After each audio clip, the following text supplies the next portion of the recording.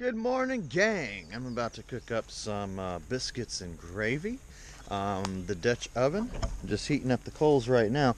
Now, I really like these oil or royal oak coals instead of, like, say, Kingsford. See how they're actually real wood that's been turned into charcoal? It's a lot tastier and it burns hotter that way. So with your Dutch oven, it's going to do a lot better.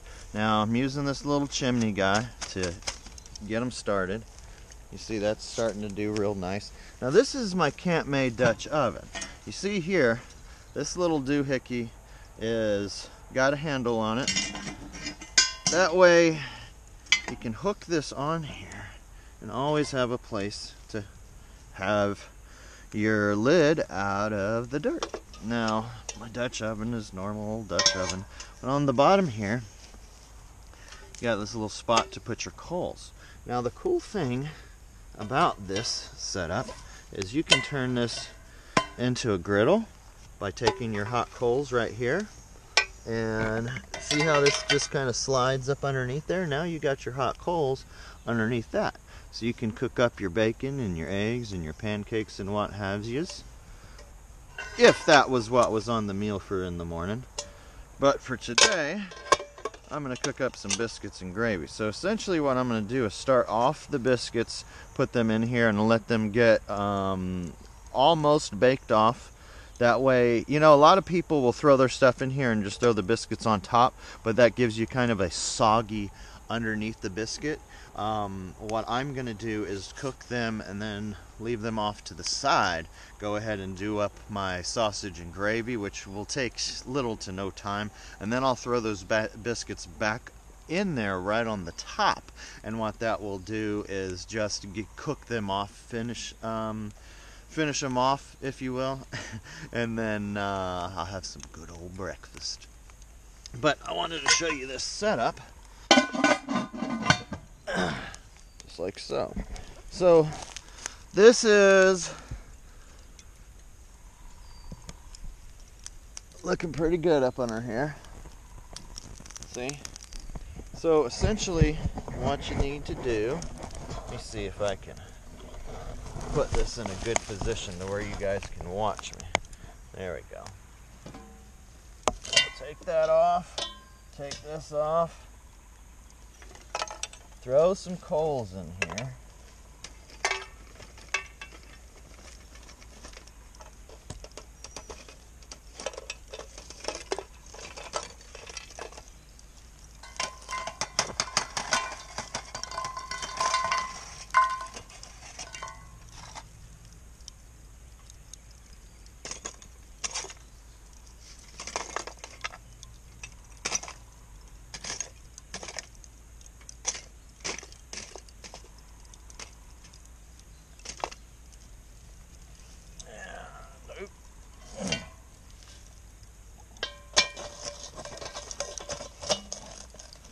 Put that all in place.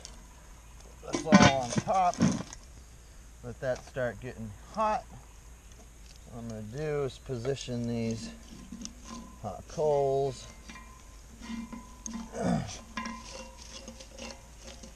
around here.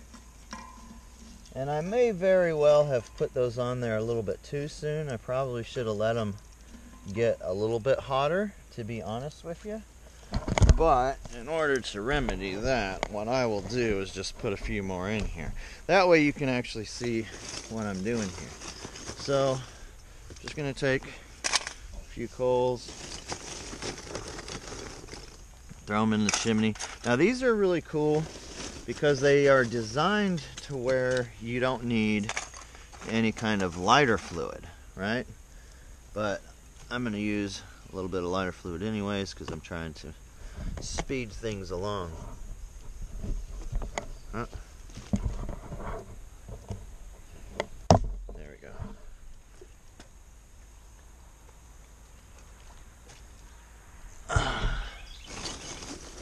Now I actually like to wear my mechanic's gloves whenever I'm working on this thing because it gets hot, and that will keep your stuff cool from burning yourself. So put that all in there. I'm gonna put a little bit of these goodies right here on top. Cool. I'm gonna go get my ignition system. So this is my setup. I'll give you a quick rundown while that's soaking. Got a lot of my stuff to plant still yet to plant. Out here, what I'm trying to do is when I'm getting everything out of the box and unpackaging it and what have you, I'll throw it in the bucket of water. This stuff had all night to soak in the water and gives it a chance to also get used to the sun that's coming out. Planted my asparagus in here, but I also have maypops.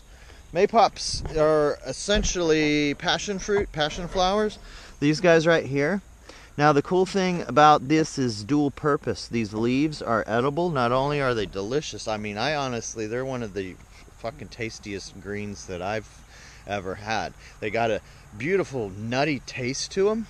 It's just, I don't know, maybe an almondy taste, if you will, but it's just scrumptious. Now I got a couple of these ones from Michigan Bulb, and I just planted them yesterday.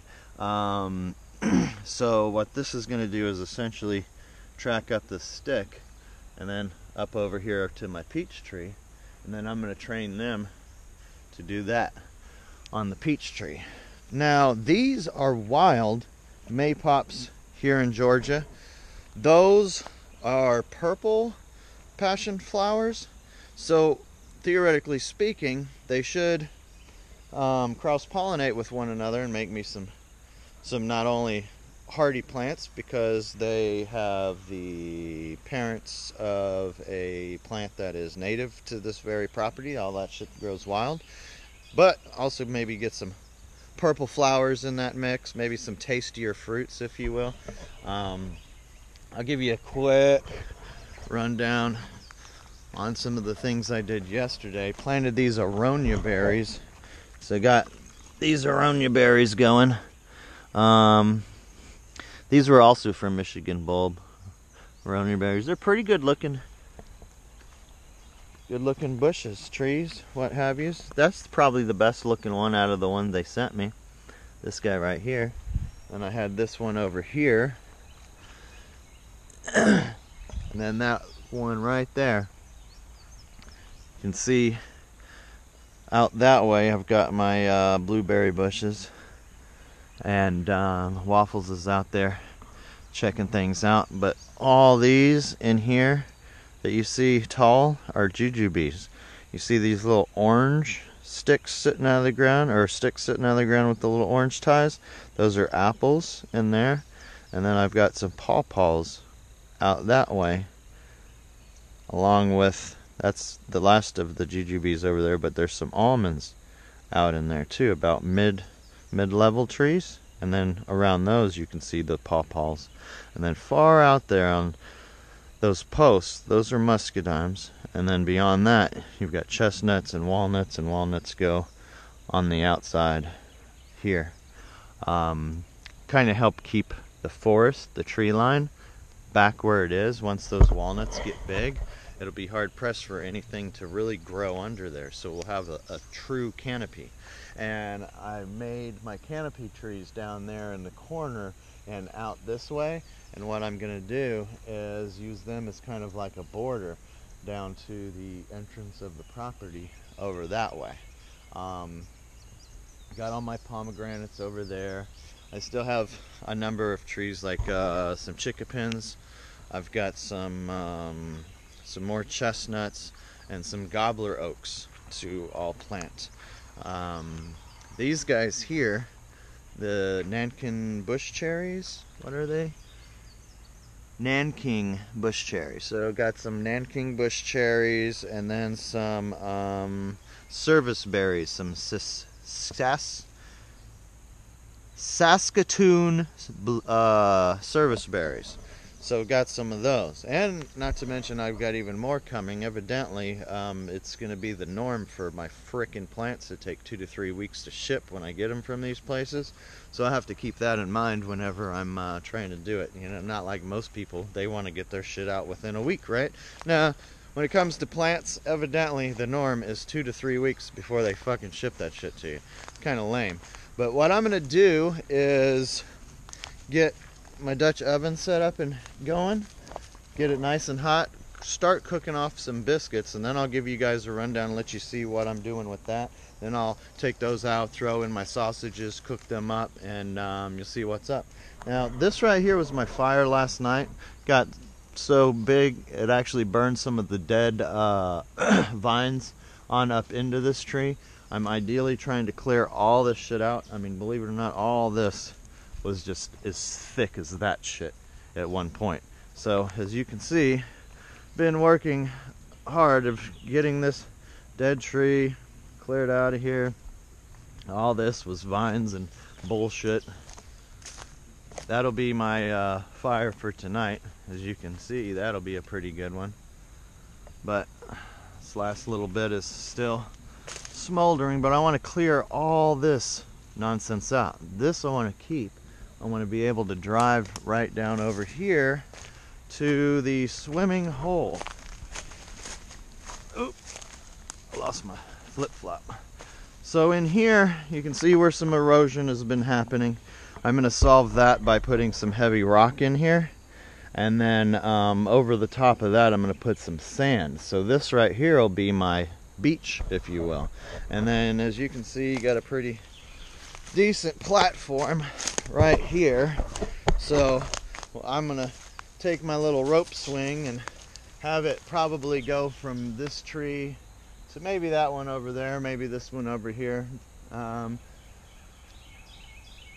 not sure yet. We'll see which one works the best. Probably try both of them. But you know, you can step right here and just woo, jump on up. I'll probably have to do it from that one out there. That way I can get more trajectory going that way. I'll have to do something to figure out, maybe even between those two, you know. But we'll figure it out. But this, I still have yet to put the dam up. I'm still doing a lot of cleaning out. So you can see I want to clean all this out around in here first.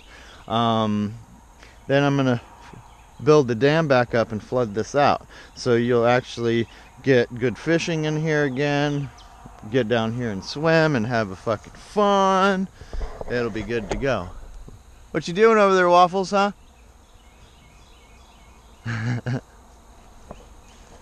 But that's what's going on today in Brian's world. Alright. So I'm going to clear all this out. That anthill right there probably has to go because I don't too much care for those guys.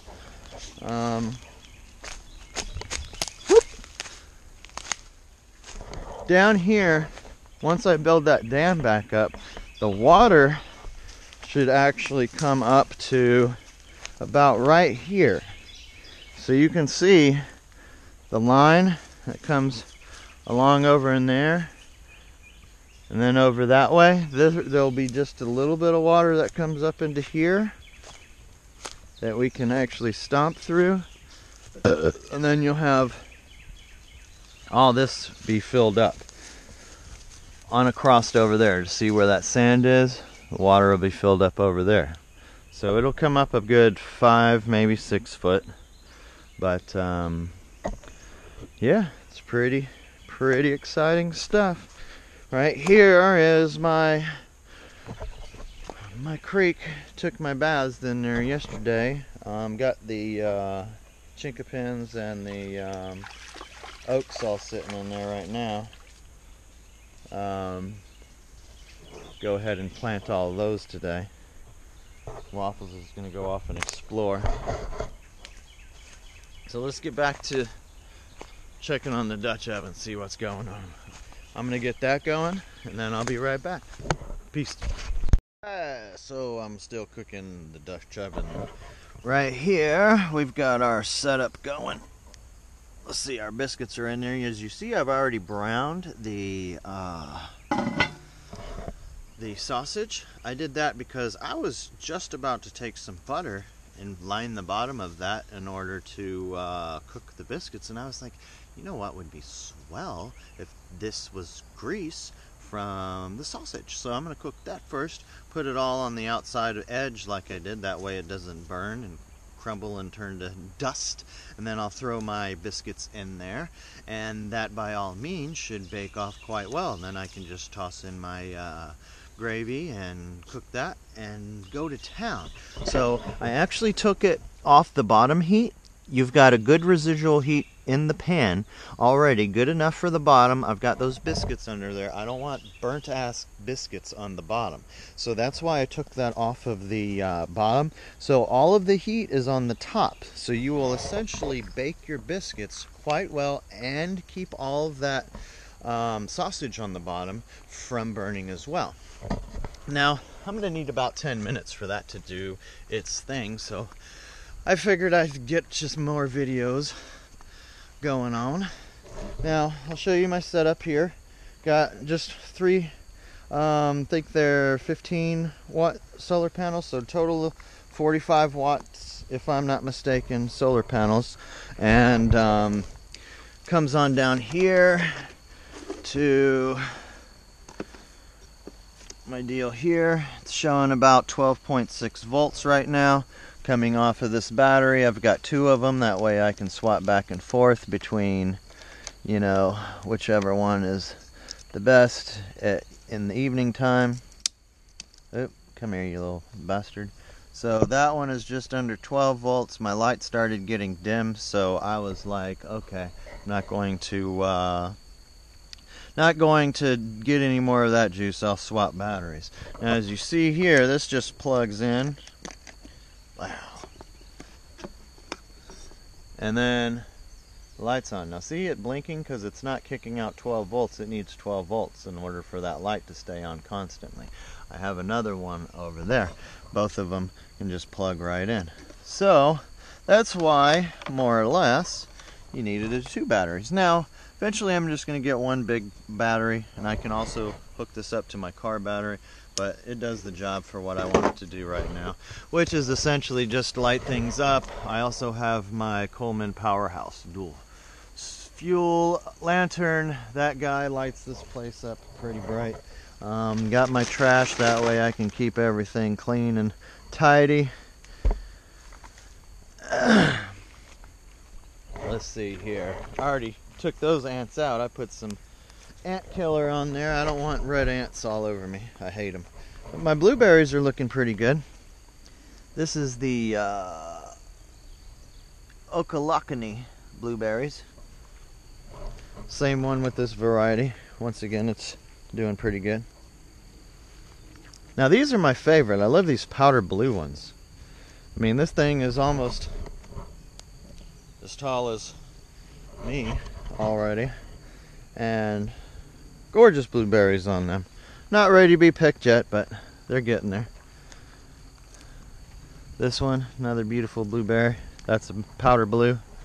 Same thing with this one right here, another powder blue. This one, if I'm not mistaken, is a Vernon.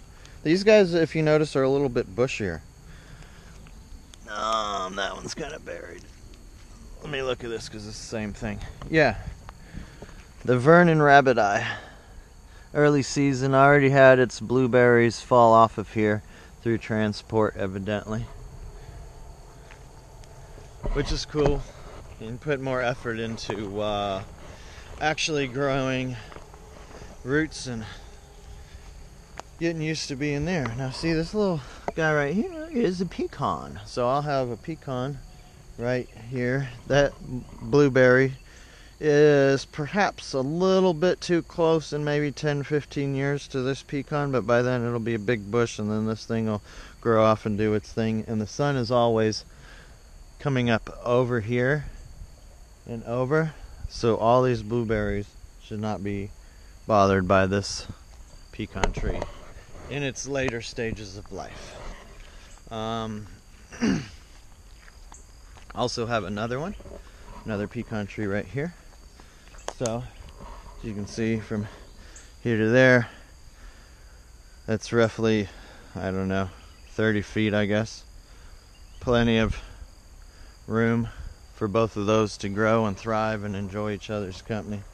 This in here is my artichokes, Jerusalem artichokes that I had already planted. I've got 3 more pounds of Jerusalem artichokes that I'm actually going to incorporate in between all of those trees.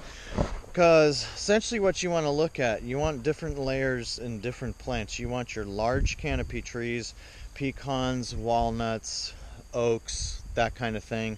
And then your next layer, you know, things like peaches, plums, apples, jujubes, these kind of trees. Rarely ever you see them beyond 10, 15 feet, what have you. So they're your smaller canopy trees. Something, you know, you can essentially get on a step ladder and reach to the top, not go all the way to the top and essentially fall down and break something, perhaps even your neck. So yeah, your larger canopy trees are generally 25 foot and bigger. Your smaller canopy trees are generally roughly 10, 15 foot, maybe on up to that 20 foot range if you don't ever prune and just let it go to town.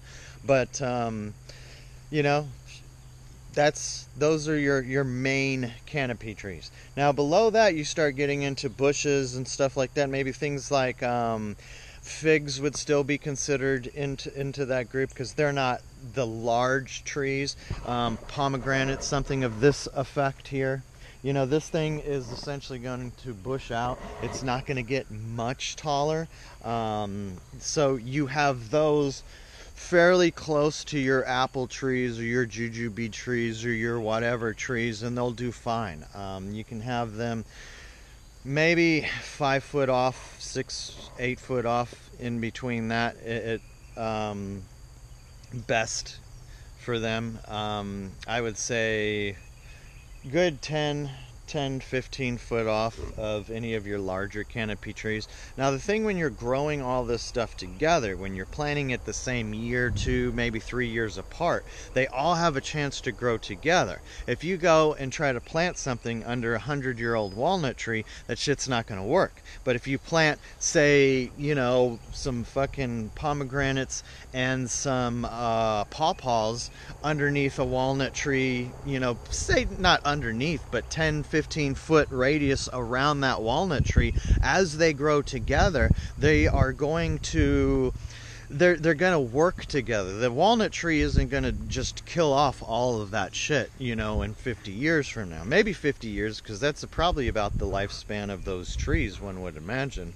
But just think about in a forest, all of these trees work together. All of these trees grow together to find that little bit of sunlight up there. See how compact all of these trees are?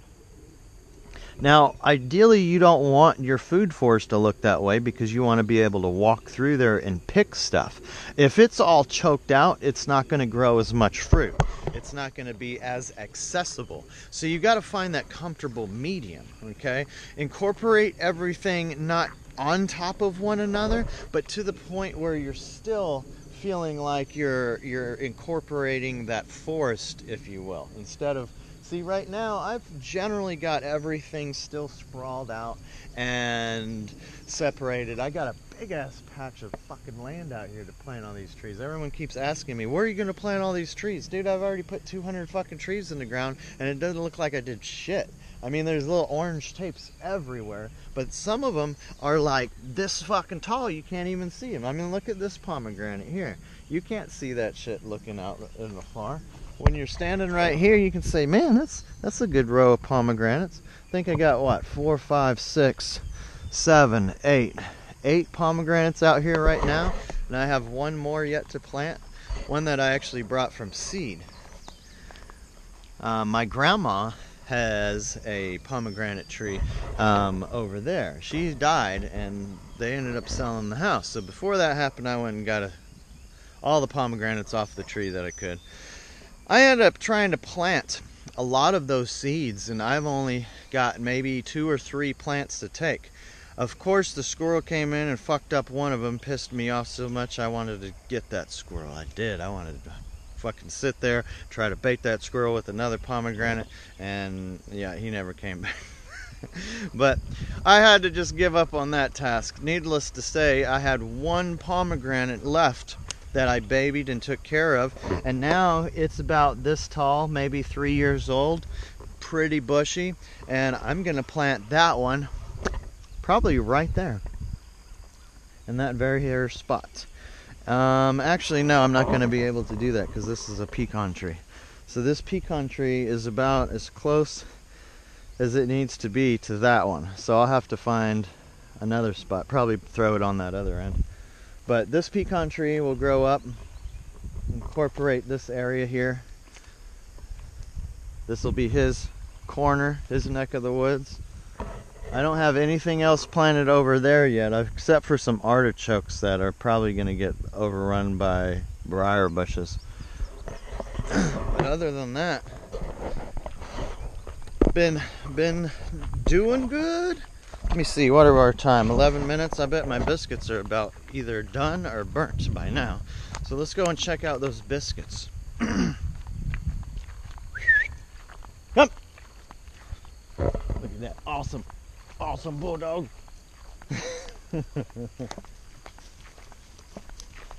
He's so handsome. Yep.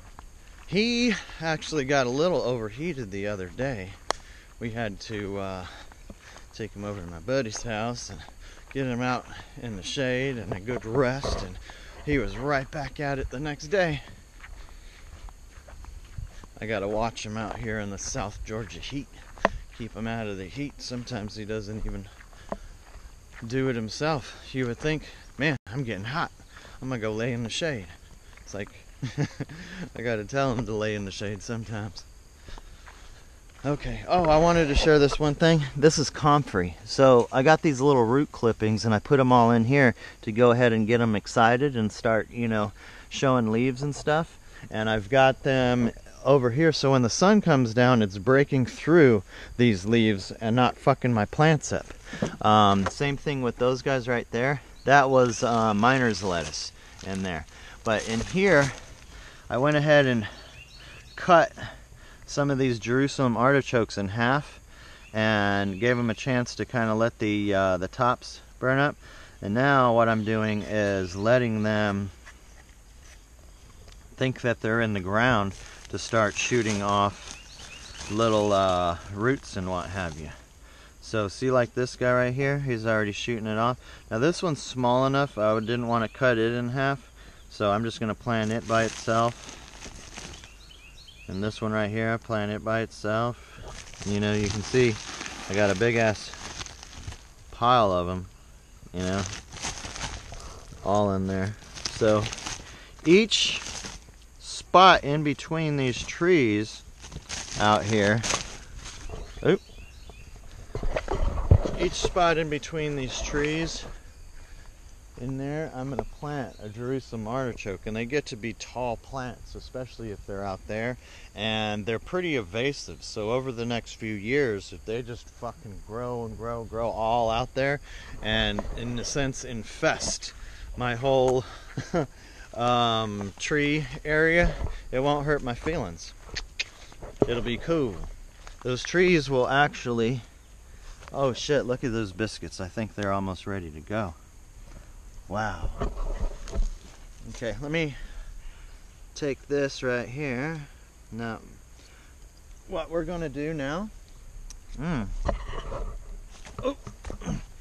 what we're gonna do now, you guys, is take this and put it back on the heat, because that bottom had cooled down and just enough. Now we're gonna go ahead and heat this off the rest of the way. Let it finish baking.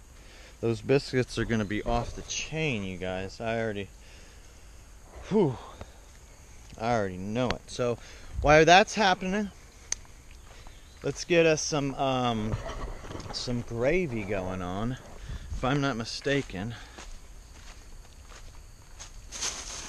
I got my things of gravy over here. Sausage flavored gravy, peppered country gravy,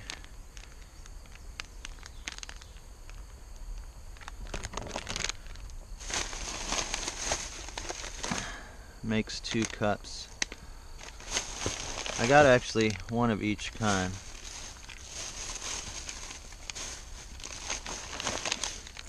So I'm gonna use these two, because I got enough for later. So, tripping over shit when I'm trying to read and videotape at the same time. What do we got here? 2 cups cold water. 1.5 cups water. Rolling boil.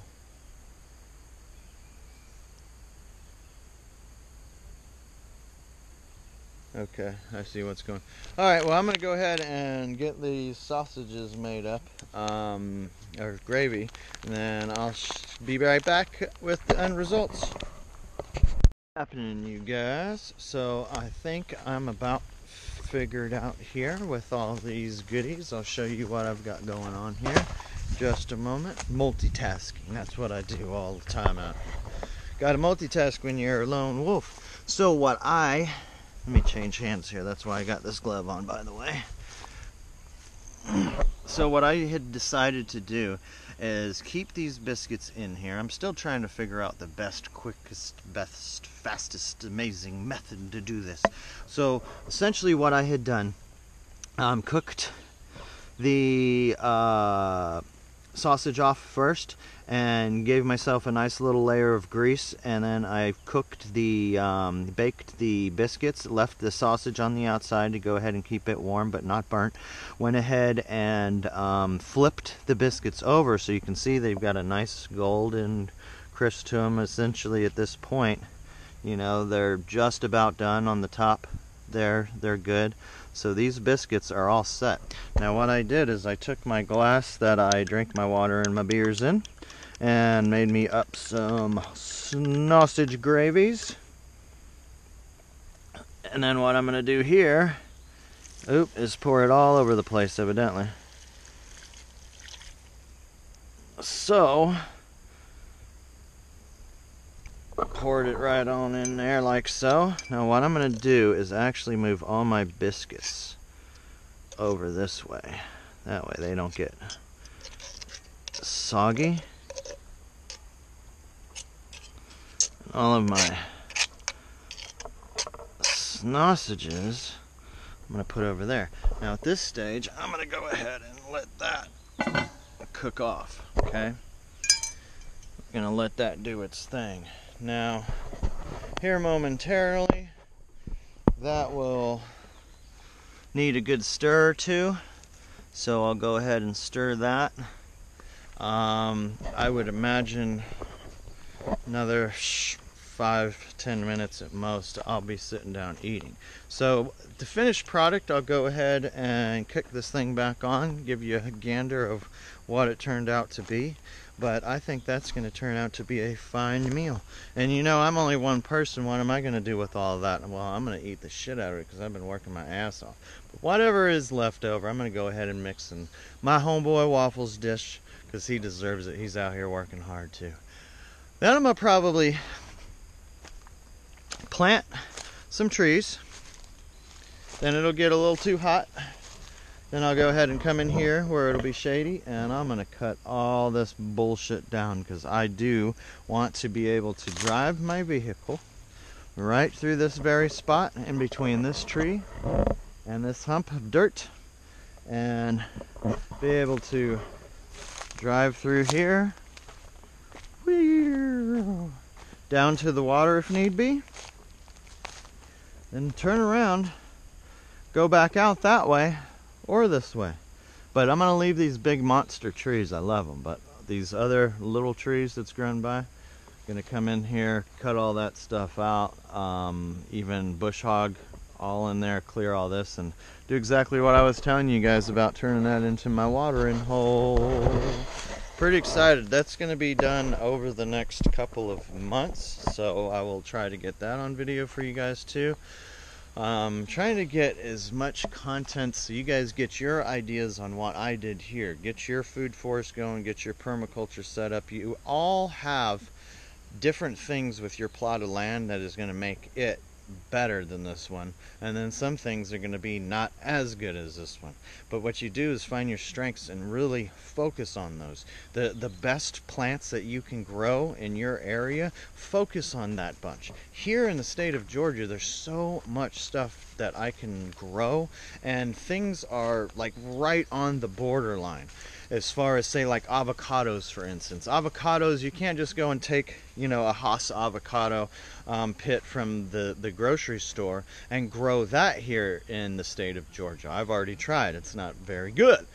But apparently there are some varieties of avocado that grow on up to North and South Carolina, so I have no reason to believe that they won't do a good job here in the state of Georgia as well, because it doesn't get nearly as cold as it will over there. Gonna get these varieties, give them a chance here. Now, I wanted to spend money on shit I knew was gonna grow and do well and thrive, so I pretty much sunk everything into stuff that I know is gonna do well in Zone 8, and even better yet, actually grows here in the state of Georgia. There are so many of the plants that I planted that are readily available right now to just go and pick. Like maypops, for instance, I'm just trying to add more variety, more DNA, more to the gene pool, you know what I mean? Jujubes, most people don't know what the hell a jujube is in the state of Georgia, but they grow beautifully down here. Hardly any, but I've got 8 trees now, so that's going to be more than I know what to do with. That's 2 different varieties, so you'll get cross-pollination and you'll get even more fruits.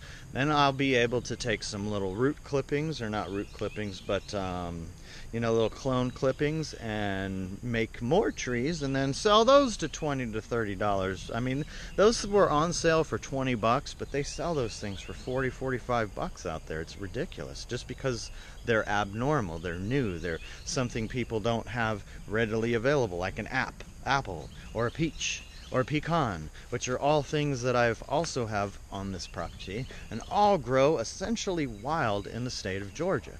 So just keep that in mind. Things that grow readily available already, plant that stuff. Just plant more varieties of it. You know, a peach is a peach is a peach, right? But if you put a bunch of different varieties of peaches out there, what they're going to do is cross-pollinate, and that's going to end up making all of the trees have more produce more fruit, and you're also going to be able to in a sense grow better trees in the future, better seed, because you're not just using the same wild ass, say, Indian peach like this one right here.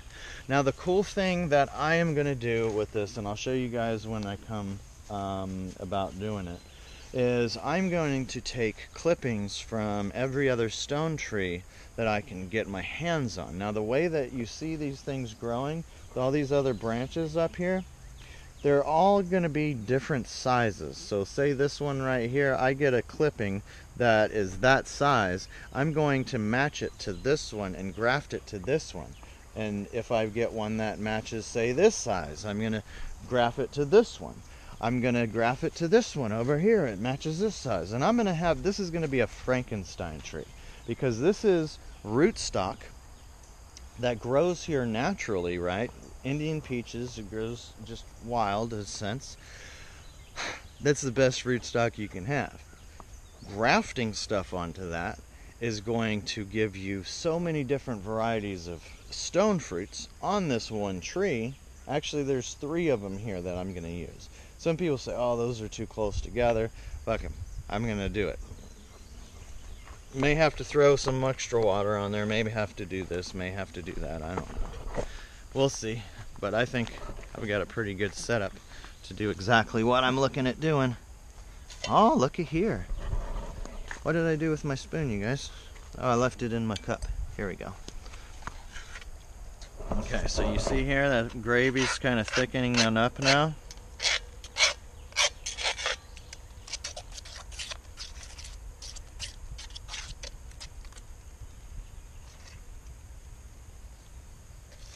Let's take these biscuits and kind of stick them over here that way. Get all these sausages in here. Bam, just like so.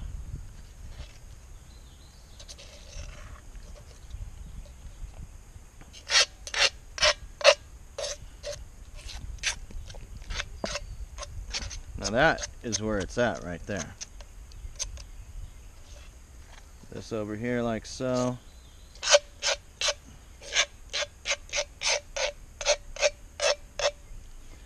Now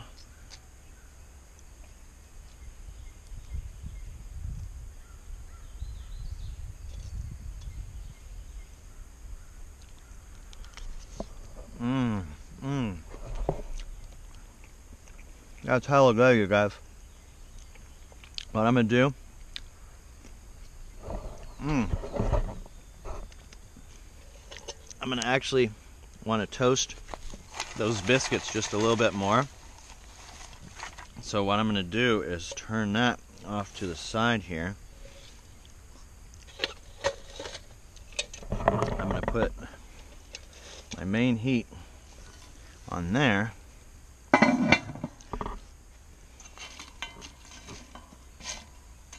Woo! Now, see what I did there? I put essentially all my heat on those biscuits. So I'm going to toast those up,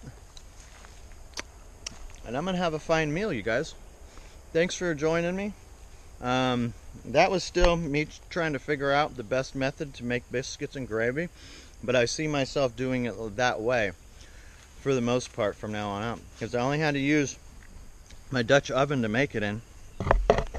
I did use a cup to stir everything in. It was a lot easier because I used one of these powder deals with just the water. This one says you need to bring it to a boil. The other one said I just needed regular water, so that's why I chose that. That's why I got one of each. Just I wanted to see what was going to be the best technique. Now, I also have plans to make fajitas tonight. Fajitas on the Dutch oven. So I've got, you know, onions, bell peppers, that kind of stuff that I'll go ahead and cook up in there. And I've got some chicken that I'll throw in there. It's kind of some pre-cooked, pre-breaded chicken type of stuff in little nugget form that will go nicely in with the fajitas, give it an extra little bit of flavor. I actually forgot the flour tortillas, so I need to get some flour tortillas, y'all. That way I can do up my fajitas tonight, but I'll also show you guys how to do that.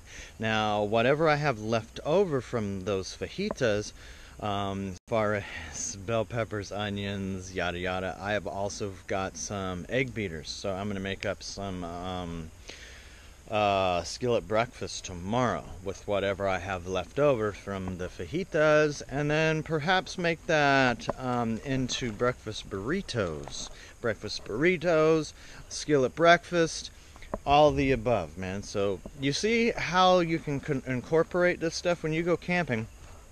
First meal, biscuits and gravy. That night, fucking fajitas. The next day,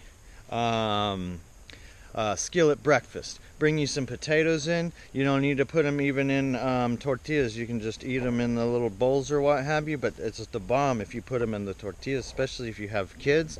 Wrap them up, throw them on the lid. I'll show you guys, if I haven't shown you in a video already, how you use the lid as your griddle. And then after you wrap it up, you just get the little searing, you know, and sear that edge. That way it holds shape. Your kids eat those things up, man. They'll think you're the fucking shit while you're out there in the middle of the woods. Yeah, I'll give you guys some more ideas with cooking in the woods, but it's fun stuff, man. This is why I love it. I'm out here, sleeping out here in my hammock. It's gorgeous. Now, the thing coming in and out of these are pain in the asses sometimes. So what do? I put and incorporate my step. Now I can just get right on in there. I got a little bit of ash from last night. Now this guy right here is where I keep my phone. Last night I discovered that I can actually have my phone in here, have this right over me, take my bug net and have it over to the side a little bit while I'm sleeping. Excuse me, I was watching motherfucking TV last night. Watched the Cosmos. But yeah, I got it set up because I got my sleeping pad in here. It's my Thermarest sleeping pad. I got my for real pillow from the house, but I also brought my pillow that I take camping with me. This is my hammock gear, you know, bam, hammock gear. quilt.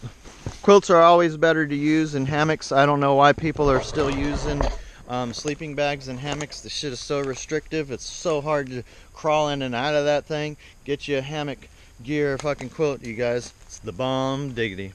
But I'm gonna go eat me some breakfast. Love you guys. Peace out.